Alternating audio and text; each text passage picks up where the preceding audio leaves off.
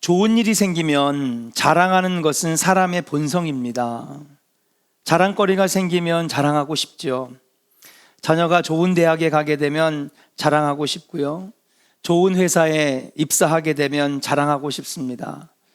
또 남편이 승진을 하게 되면 자랑하고 싶습니다. 돈을 많이 벌게 되고 사업을 성공하게 되면 자랑하고 싶습니다. 그런데 실패하면 그것에 대해서 말하기를 원치 않는 것이 사람의 본성이죠. 사실 우리는 할 수만 있다면 우리의 연약함을 숨기고 싶어 하는 것, 그것이 인간의 본성입니다. 우리는 연약함을 싫어하고 부끄러워하기 때문에 그렇습니다. 연약하고 실패하고 안 된 것들이 있으면 부끄러워하고 난 실패했어, 좌절하고 낙담해서 이것을 자꾸 숨기고 싶은 거죠. 근데 참 성경에는 아이러니하고 이해하지 못할 말들이 정말 많습니다. 그 중에 하나인 이 문장이 바로 연약함을 기뻐하고 자랑한다는 거예요. 여러분, 세상에 연약함을 기뻐하고 자랑하고 이런 사람이 어디 있습니까? 성공한 거를 자랑하고 싶죠. 잘된 걸 자랑하고 싶죠. 세상에 어떤 사람이 연약함을 기뻐하고 자랑한다고 말할 수 있습니까? 그런데 성경에는 참 이상한 이야기가 써 있어요. 바울은 자신의 연약함을 기뻐하며 자랑한다고 말하고 있는 것입니다. 9절과 10절 다시 한번 같이 큰 소리로 한번 읽어보겠습니다. 같이 읽겠습니다. 시작. 나에게 이르시기를 내 은혜가 내게 족하도다. 이는 내 능력이 약한 데서 온전하여짐이라 하신지라. 그러므로 도리어 크게 기뻐함으로 나의 여러 약한 것들에 대하여 자랑하리니 이는 그리스도의 능력이 내게 머물게 하려 함이라. 그러므로 내가 그리스도를 위하여 약한 것들과 능력과 궁핍과 박해와 곤고를 기뻐하노니 이는 내가 약한 그때에 강함이라. 아멘. 자신이 나의 약함을 이제 기뻐하고, 하울링 생겨요. 기뻐하고 그리고 자랑하게 된 이유를 9절과 10절에 지금 말하고 있는데요. 여러분 한번 생각해 봅시다. 지금 자신이 부끄러운 것, 약한 것, 단점. 오늘 바울이 자기 약함을 뭐라고 얘기했냐면 약한 것, 능력, 궁핍, 박해, 곤고, 그 다음에 또 앞에 우리가 읽지 않았지만은 육체의 가시, 질병,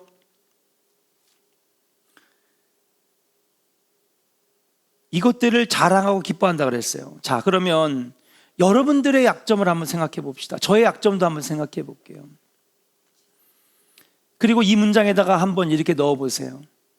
내가 그리스도를 위하여 게으름을 기뻐하노니. 웃겨요, 안 웃겨요? 박삼미 권사님, 박삼미 권사님 반응이 제일 좋아요. 리액션이 제일 좋아. 앞으로도 거기 앉으세요. 민경래 권사님 그 바로 옆에 자리에 30년 앉았잖아.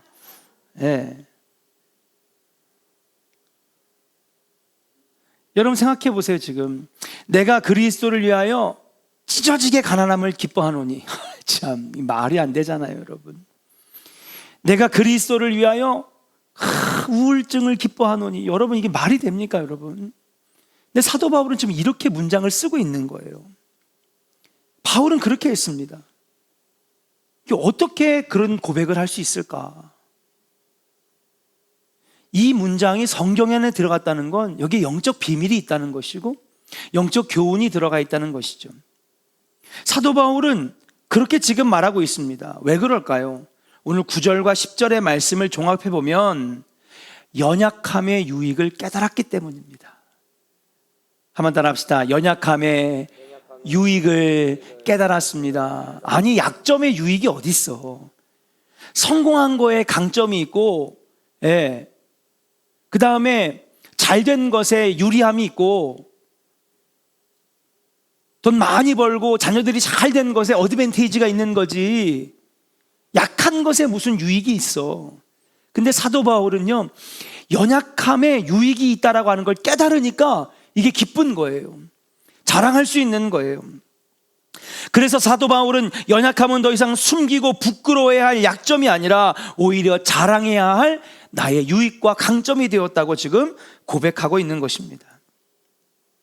다시 말해서 그동안 바울에게 절망과 좌절을 안겨주었던 육체의 가시, 사탄의 사자, 그리고 그 연약함들이 이제는 자신을 겸손하게 만드는 도구가 되고, 그 연약함들이 더욱 하나님께 무릎 꿇고 기도하게 하는 영적 소통의 도구가 되었기 때문에, 그래서 이제는 그 연약함이 나에겐 기쁨이 되고 자랑거리가 된다라고 하는 사실이에요.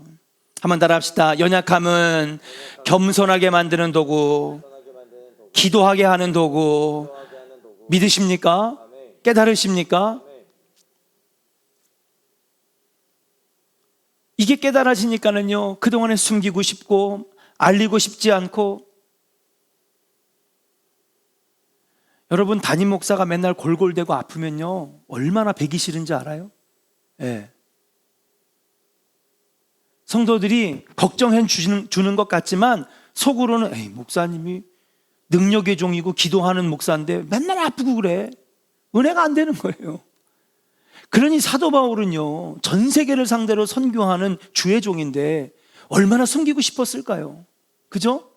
손만 대면 낫는 역사가 나타나고요, 기도하면 막 병자들이 벌떡벌떡 일어나는 목사를 원하지, 맨날 골골대고 아프고 눈 안 보이고 눌어눕고 어느 누구 성도도 좋아할 사람 한 명도 없습니다. 여러분, 제가 그런다고 생각해 보세요. 얼마나 배기 싫은지. 제가 성도라도 에휴, 자기 몸도 못 챙기는 게 무슨 목사야, 이럴 거예요. 아마 보이기 싫은 거예요. 예. 내 육체의 가시, 그것도 한 개도 아니고, 여러분 하나만 아파도 얼마나 아픕니까? 생활이 안 되잖아요. 근데 사도 바울은요 3개나 됐어요. 그것도 심각한 중병이었습니다. 오죽하면 앞이 안 보일 정도로 간질이 심하고 안질이 심하고, 얼마나 사도 바울의 마음에 그것을 숨기고 싶었을까요? 그렇게 좌절하고 절망하는 가운데에 이제는 그것이 자랑거리가 되고 기쁨이 됐다는 거예요. 왜냐? 그의 약함의 유익을 알았기 때문인 줄로 믿습니다. 사랑하는 여러분, 연약함이 없는 사람은 없습니다. 약점이 없는 사람은 없습니다.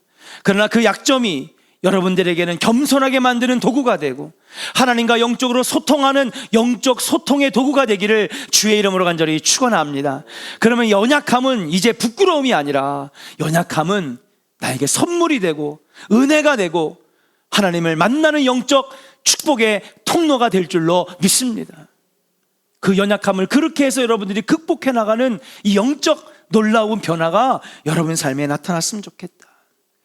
사랑하는 조은의 성도 여러분, 저와 여러분들에게 연약함이 있습니까? 사도 바울은 능욕과 가난함과 박해와 공고함 말고도 육체의 가시들이 있었습니다. 어떤 사람은 트라우마가, 큰 사고를 당해서 트라우마가 연약함일 수도 있습니다. 어떤 사람은 나의 정신을 온전치 못하게 하는 불안장애와 우울증이 연약함일 수 있습니다. 어떤 사람은 낮은 자존감이나 열등감이 연약함일 수 있습니다. 그렇다면 주저앉아 좌절하지 말고 그것을 이기기 위해 더욱 하나님께 기도하는 조은의 성도들 되기를 주의 이름으로 간절히 축원합니다. 그러면 그 연약함은요 이제 여러분들에게 강점이 되는 거예요. 유익이 되는 것입니다. 하나님을 만나는 은혜의 통로가 되는 것입니다. 바울처럼 연약함은 더 이상 부끄러운 것으로 남아있는 것이 아니라 그것으로 더욱 하나님을 찾고 만나는 축복의 통로가 된다는 사실이에요. 연약함을 끌어안고 주저앉아 좌절하는 성도가 아니라 그것을 통하여서 하나님을 만나는 은혜의 도구, 축복의 통로가 되기를 주님의 이름으로 간절히 축원합니다. 자, 그렇다면 본론으로 한번 넘어갈게요. 우리를 겸손하게 만드는 도구요, 무릎 꿇게 만드는 영적 소통의 도구인 이 연약함을 자랑한다라고 하는 뜻은 과연 무엇일까? 첫 번째로 한번 따라 합시다. 연약함을 인정하는 것입니다. 연약함을 어떻게 한다고요?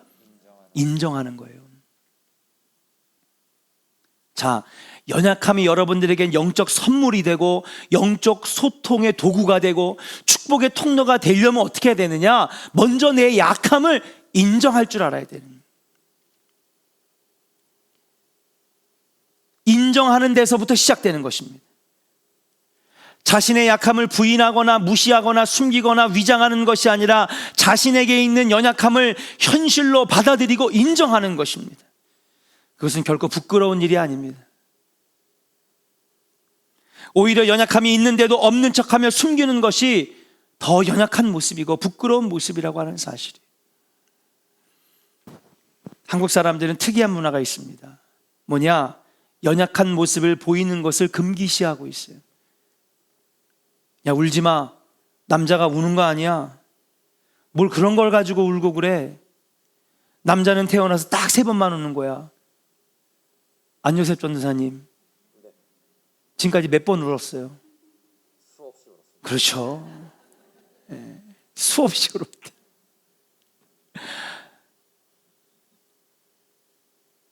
우는 게 뭐 그렇게 나빠요. 오히려 마음의 치유가 되고요. 예, 평안을 가져오고요. 가슴이 시원해지고요. 근데 어릴 때부터 우리는요, 한국 문화는 특히 이 유교의 문화권에 있는 사람들은 감정을 잘 드러내는 것을 숨겨왔습니다. 그래서 우리는 강한 척, 아무렇지 않은 척, 괜찮은 척, 척척 박사들이에요, 다. 얼마나 척을 잘하는지. 그래서 잘못해도 안 그런 척, 모른 척, 나와 상관없는 척을 잘합니다. 이거를 잘해야지 성숙한 인간이라고 생각을 해요.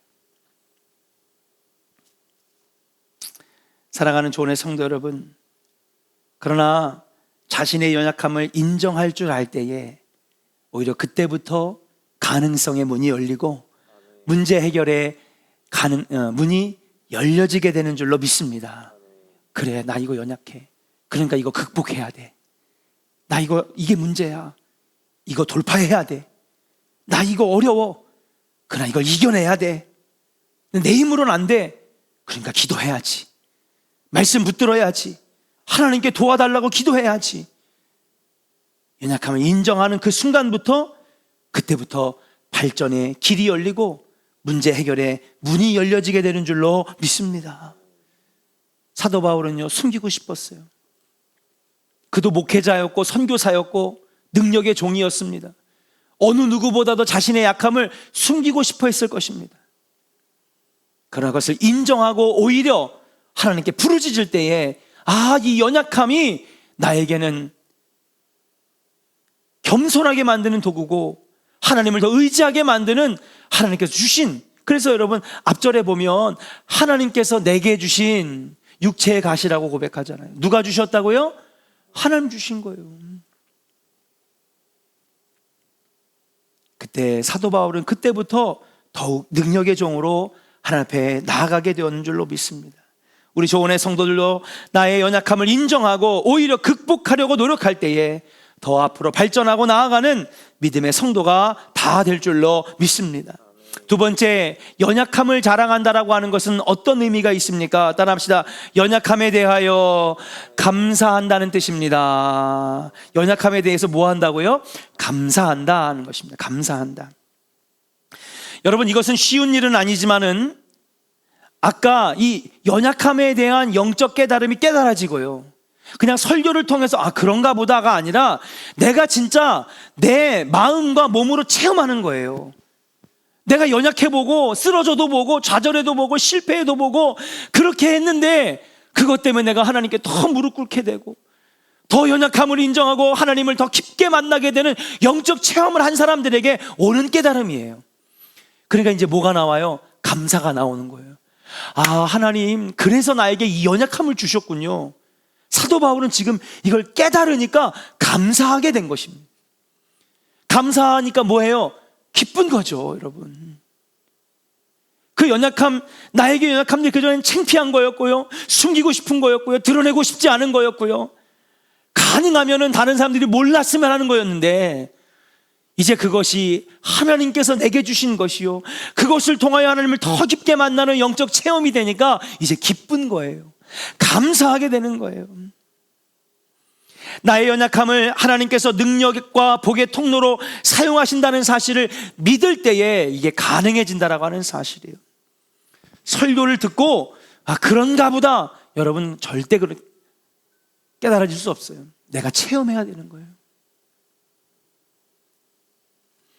앞에서 말씀드린 대로 연약함을 통해 더욱 하나님을 찾고 부르짖고 노력하게 되었음을 깨닫고 감사하게 되는 것, 이것이 바로 두 번째 연약함을 자랑하는 것이다 라고 하는 의미가 있다라고 하는 거예요.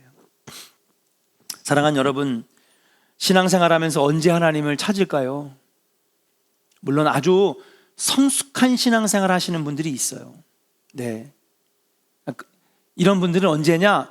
잘 될 때도 감사, 안 될 때도 감사, 성공할 때도 기도, 실패할 때도 기도, 눈이 와도 교회, 비가 와도 교회, 어려워도 교회. 예? 이제 신앙의 단계가 잘 올라가지고요, 이젠 웬만한 사람이 옆에서 별의별 욕을 다 하고요, 그래도 시험 들지 않아요. 왜? 영적으로요 단계에 올라선 거예요. 성숙함의 단계에 올라선 거예요. 그런 사람은 옆에 목에 칼이 들어와도요 절대 흔들리지 않아요. 그래도 나는 하나님, 그래도 나는 기도, 그래도 나는 예배. 저와 여러분들이 그런 단계에 올라가기를 주의 이름으로 간절히 축원합니다. 예. 우리가 그 단계를 바라보면서 나가야 돼요. 그런 성도가 있어요. 우리 교회도 있어요. 예. 우리 교회도 많아요.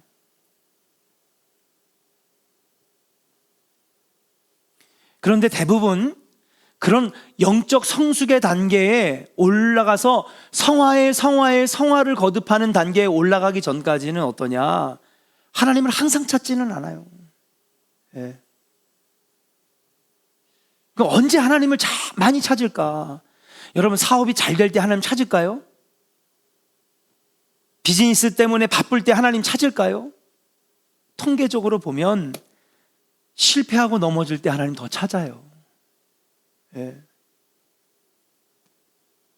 괴로운 일이 생길 때 우리는 더욱 간절히 하나님을 찾게 되는 것입니다. 그리고 다시 회복되어 지난 날들을 돌아보니까 맞아, 그때 그 실패 때문에, 그 어려움 때문에, 그 괴로움 때문에 그때 내가 더 하나님께 기도했었지.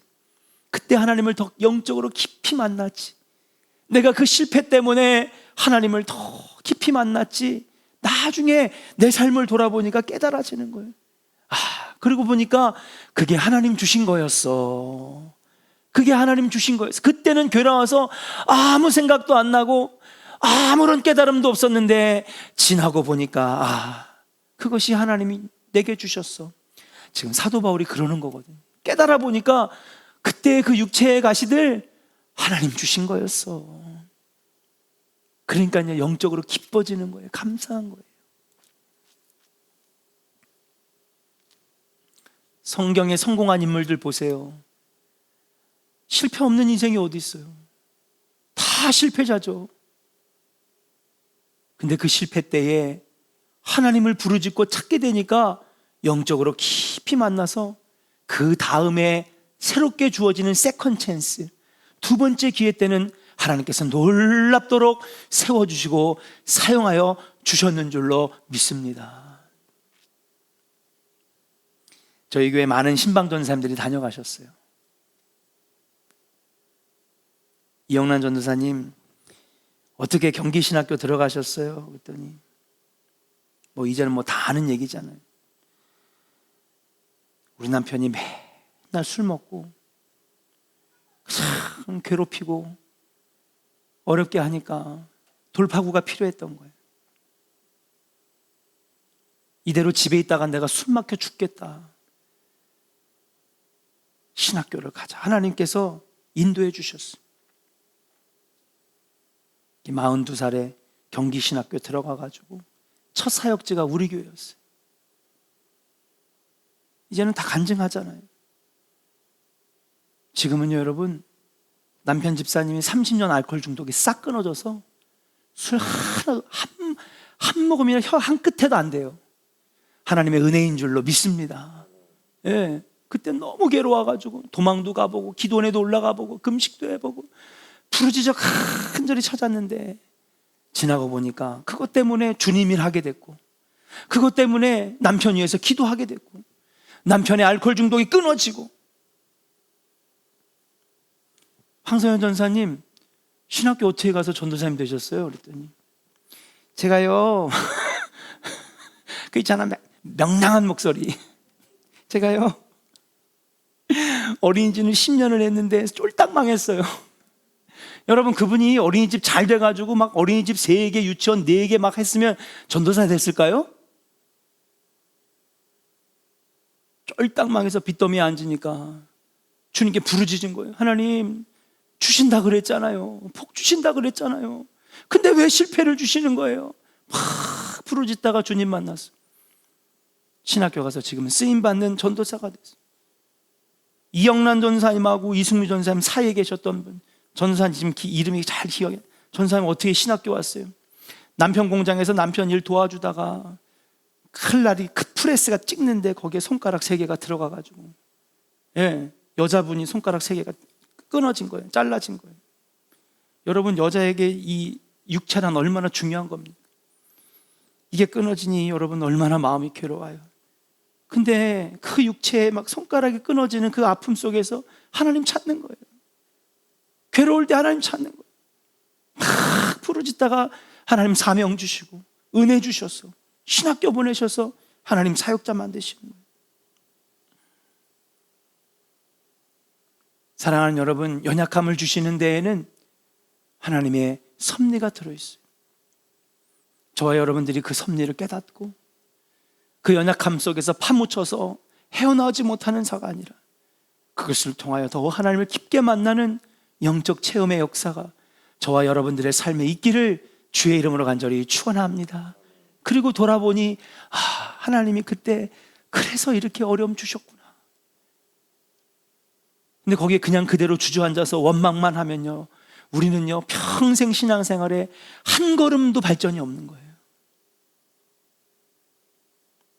그러나 그것이 하나님의 섭리고 은혜였고 도구였음을 깨달으면, 여러분 보세요, 그 다음에 주어지는 여러분들의 그 다음에 세컨 찬스, 2번의 길에는 놀라운 은혜와 역사가 있게 될 줄로 믿습니다. 3번째, 연약함을 자랑한다는 것은, 따라합시다, 연약함을 나누는 것입니다. 연약함을 자랑하는 것은 무엇입니까? 다른 사람들에게 연약함을 나누는 거예요. 우리가 속해서 해야 되는 것이 이겁니다.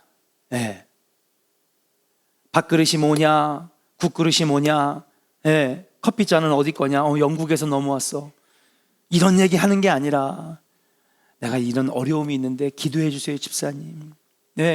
같이 기도해요. 같이 기도하고.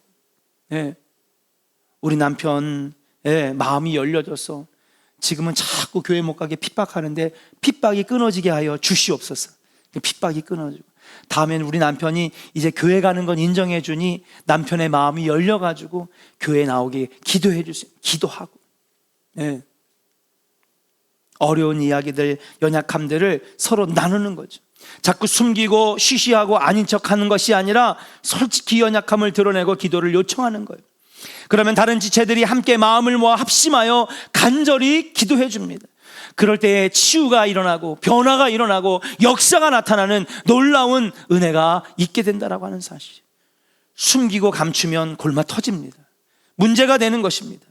그러나 그것을 드러내고 째서 공개하면 여러분 새살이 나고, 상처가 아물어지고, 그리고 다시 회복되는 역사가 나타난다는 사실. 마지막 4번째입니다. 연약함을 자랑한다는 것은 무엇입니까? 한번 따라합시다. 하나님의 능력을 자랑하는 것입니다. 연약함을 자랑한다는 것은 반대로 하나님의 능력을 자랑한다라고 하는 말이에요. 나의 연약함을 자랑하고 인정하고 드러내면 그것은 반대로 하나님을 높이게 되는 것이다. 나는 연약합니다. 여러분, 인정하는 거예요.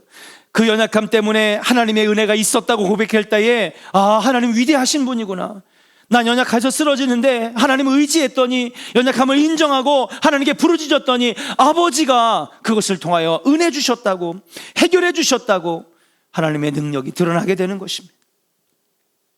신앙생활에서 우리는 점점 자기 자신에 대해 적게 말하고 여러분들이 하나님에 대해서 많이 말하는 성도 되기를 주의 이름으로 간절히 축원합니다. 한번 역사에게 축복하겠습니다. 다른 사람 얘기하지 말고 하나님 얘기 많이 합시다. 아멘입니까? 예, 교회 와서 제발 남 얘기 좀 하지 마세요. 하나님 얘기해. 하나님 대단하시다고, 하나님 위대하시다고, 하나님 정말 놀라우시다고. 신앙생활은 점점 그렇게 흘러가야 됩니다. 남 얘기, 내 얘기 아니라 하나님의 얘기가 많아져야 되는 것입니다. 우리 삶에서 가장 중요한 부분은 내가 아니라 주님이시기 때문에 그래요. 신앙생활 하면서 여러분들에게 간증거리가 많아져야 돼요. 여러분, 우리가 파워 전도학교를 했지만 전도학교에서 배웠는데 전도할 때 가장 큰 무기 중에 하나가 뭔지 아세요? 박사미 권사님? 예? 참석을 안 하셨군요. 예, 회사 다니시냐고. 여러분, 전도할 때 가장 큰 무기 중에 하나가 뭐냐면 간증이에요. 예, 간증. 전도자여, 당신에게 간증이 있습니까? 여러분, 이거보다 강력한 건 없어요. 예, 내가 예수를 만난, 시장 아줌마 지나가는 분한테 붙잡고 얘기하는 거예요. 나도 예수 안 믿었었어요. 하나님 없다고 생각했어요. 근데 제가 이런 일들이 있었어요. 이제 이거는 어느 정도 대화의 문이 열리고, 예, 두 번째로 만나게 되거나 커피 한잔 하게 되는 정도의 단계까지 넘어갔을 때 간증하는 거예요. 이거보다 더 강력한 건 없어요. 사랑하는 여러분, 만약에 신앙생활 하면서 여러분 하나님을 자랑할 거리가 없다? 간증거리가 없다? 여러분 신앙생활 뒤돌아봐야 돼요. 예. 그만큼 여러분 하나님의 은혜를 느끼는 순간, 모멘트가 적었다는 거예요.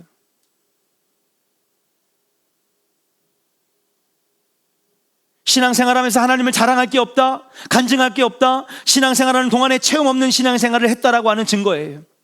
우리의 연약함을 자랑할 때에, 내게 주어진 모욕과 궁핍과 핍박과 어려움을 기뻐할 때에 우리는 그리스도의 능력을 실제적으로 경험하게 되고, 그 경험들이 간증거리가 되어서 여러분 다른 사람들의 영혼을 구원할 수 있는 놀라운 영적 무기가 되는 줄로 믿습니다. 사랑하는 조원의 성도 여러분, 우리 조원교회가 영적 체험이 많은 교회가 되기를 주의 이름으로 간절히 축원합니다. 그게 실패가 되었든 좌절이 되었든 안 되는 것이 되었든 아니면 복받는 것이 되었든 병고침이 되었든 남편의 영혼 구원이 되었든 아니면 자녀들의 영혼 구원이 되었든 어떤 것이든 간에 여러분, 우리는 자꾸 체험 있는 신앙을 해야 돼요. 그래서 설교를 통해서 그냥 머리로만 끄떡거리고 끝나는 신앙생활, 그냥 성경을 읽으면서 지식만 채우는 신앙생활이 아니라 내가 실제로 만나고 체험하고 넘어지고 엎어지고 그러면서도 주님의 은혜를 깊게 깨달은 몸으로 체험하는 신앙이 여러분 진짜 여러분을 살게 하는 신앙인 줄로 믿습니다. 기도하다가 체험하세요. 하나님 만져주심을 경험하기를 주의 이름으로 간절히 축복합니다. 우리 조원의 성도들이 간증거리가 많아져서 그래야 다른 사람들에게 내가 만난 예수님을 말할 거 아니에요. 교회 와봐, 교회 와봐. 우리 남편 암이 다 떨어졌어. 하나님 복 주셔가지고 사업 실패해서 그냥 바닥에 길거리에 나앉게 생겼는데 하나님께 기도하니까 하나님 기적을 보여주셔서 이겨내게 하셨어. 놀라운 체험과 간증거리들이 여러분 나의 신앙생활에도 큰 힘이 되지만 다른 영혼들을 구원하는 데도 놀라운 영적 도구가 된다라고 하는 사실이에요. 사랑하는 여러분, 여러분들 삶에 나는 이제 죽고 하나님의 위대하심이 많이 드러나는 간증과 체험과 능력과 은혜들이 많아지기를 주의 이름으로 간절히 축복합니다. 우리 옆사람에게 축복하겠습니다. 하나님 만나는 영적 체험이 많아지기를 축복합니다. 아멘입니까? 예, 기도하다가 가슴이 뜨거워지는 체험, 성령님이 내 마음을 만져주시는 체험, 마음이 괴롭고 괴로워 너무 슬퍼서 고통 가운데 있는데 성령님이 내 마음을 만져주셔서 평안케 하시는 체험. 유진 피터슨 목사님이 미국적으로 의역하여 번역한 더 메시지라고 하는 책이 있습니다. 여기에 고린도후서 12장 9절과 10절을 이렇게 여러분 다시 재해석해서 썼는데요. 한번 제가 읽어보겠습니다. 주님이 내게 말씀하셨습니다. 내 은혜가 충분하다. 그것은 너에게 필요한 모든 것이다. 내 강함은 너의 약함 속에서 드러난다. 내 강함은 너의 약함 속에서 드러난대. 그러니까 우리가 연약할 때, 또 연약함을 인정할 때, 그것을 드러낼 때에 하나님은 위대하신 분임을 더 나타나게 된다는 거죠. 그 말씀을 듣고 나는 너무너무 기뻤습니다. 내가 장애에 집착하는 것을 그만두고 연약함이라는 선물에 감사하기 시작했을 때에 그리스도의 능력이 나의 약함 속으로 치고 들어왔습니다. 이게 좀 사도 바울의 고백을 유진 피터슨 목사님이 다시 재해석한 거예요. 이제 나는 나의 한계들을 기꺼이 뚫고 나아갑니다. 나를 낮추는 약점들, 모욕과 재난과 적대적인 행위와 불운과 가난을 기쁘게 받아들입니다. 나는 그저 그리스도께 그런 것들을 넘겨드릴 뿐입니다. 그리하여 나는 약하면 약할수록 더 강하게 됩니다. 자신의 연약함을 인정하고 감사하며 그것을 나눌 때에, 그리고 강하신 주님께 이 연약함을 맡길 때에 우리는 십자가의 죽음이라는 약함을 통해 세상을 구원하신 주님의 능력을 경험하게 될 줄로 믿습니다. 여러분, 오늘 이 말씀이 복음이에요. 영적 원리예요. 여러분, 예수님은 우리를 강하게 만드셨어요. 인류를 구원해 주셨어요. 우리를 모두 승리자로 만들어 주셨습니다. 뭐를 통해서요? 가장 연약한 십자가에 매달려 죽으시며 찢어지고 피 흘리고 죽어가는 그 예수님의 세상에서 가장 약함을 통하여 우리를 강하게 만드신 거예요. 아멘입니까? 이 십자가의 약함을 통하여 온 인류를 강하게 만드신 이 놀라운 복음의 영적 진리가 오늘 고린도 후서 12장에도 그대로 녹아져 나오는 거예요. 이게 연결되는 거예요. 복음서와 연결된, 복음이 이렇게 연결되는 거예요. 이게 신앙의 원리예요. 예수님이 원래부터 난 능력이 많아, 나는 모든 걸 다 알아, 나는 세상을 다 통치할 수 있어, 강함으로 계속 하다가 우리를 강하게 만드신 게 아니라니까요. 그렇잖아요. 예수님은 가장 연약함 가운데, 아니 가장 연약하고 밑바닥까지, 여러분 바닥을 칠 때까지 예수님 내려가셔서 그 약함으로 우리를 강하게 하셨어요. 하나님의 능력을 드러나게 하셨어요. 인류를 구원해 주셨는 줄로 믿습니다. 이게 십자가에 담긴 영적 은혜라는 사실이에요. 그리고 사도 바울도 그거를 이제서야 늙은 나이에 앞이 안 보이게 되고 몸을 못 가누게 되고 그리고 옥에 갇혀서 아무것도 할 수 없는 그 연약함 속에서 이 은혜를 깨닫게 됐던 거예요. 그래, 예수님도 약함 속에서 우리를 강하게 만드셨지. 닉 부이치치라는 사람을 아십니까? 호주 출신인 그는 팔다리가 없이 태어났는데 잘린 게 아니라 태어날부터 얼굴과 몸은 있지만 팔과 다리가 아주 작게 태어났죠. 죽고 싶었던 순간도 너무나 많았습니다. 그런데 15세가 될 때에 성경을 통해 하나님 나를 사랑하시고 그리고 약함을 통하여 강하게 하신다라고 하는 오늘 말씀에 감동을 받은 거예요. 내가 약한 그때에 강함이라. 그리스도의 능력이 너에게 머물게 하기 위해서 너를 약하게 만들었다. 너를 내가 사용하기 위하여 너를 이렇게 태어나게 했다라고 하는 그 하나님의 음성을 듣는 순간에 그는 죽고 싶은 마음을 탁 접고 하나님의 복음을 전하는 사역자가 돼서 목사 안수를 받고 전 세계를 다니면서 꿈이 없는 사람, 절망 속에 있는 사람들을 위해 희망의 메시지를 전하는 사람이 되었다는 사실이에요. 사랑하는 여러분, 팔다리가 없는 사람을 들어 이처럼 사용하시는데 여러분 사지 멀쩡하고 여러분 믿음 가지고 있는 여러분들과 저를 하나님께서 사용하시면 얼마나 크게 사용하시겠습니까? 결국은 우리가 얼마나 이 약함을 인정하고 그리고 나누고 그리고 이것을 위하여 내가 하나님께 매달리냐에 따라서 우리 신앙생활에 여러분 결정적인 방향이 결정된다라고 하는 사실이.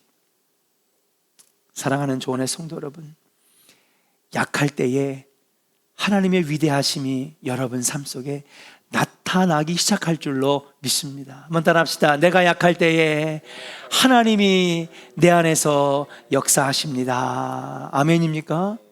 예, 내가 강할 때는요, 하나님 드러나지 않아요. 왜? 난 잘났거든요. 난 다 할 수 있거든요. 하나님 설 자리가 없어요. 그러니까 어떻게 해요? 하나님 약하게 만드시는 거예요. 야곱 똑똑했거든요. 예, 빈털터리로 들어가 삼촌 라반보다 몇 배의 재산을 챙기고 나온 아주 똑똑한 사람인데, 그러니까 그의 인생에 하나님 드러나질 않아요. 그러니까요, 환도뼈를 치고요, 무릎 꿇게 만드신 거예요. 왜? 하나님의 위대함이 그의 삶에 드러나게 하시려고.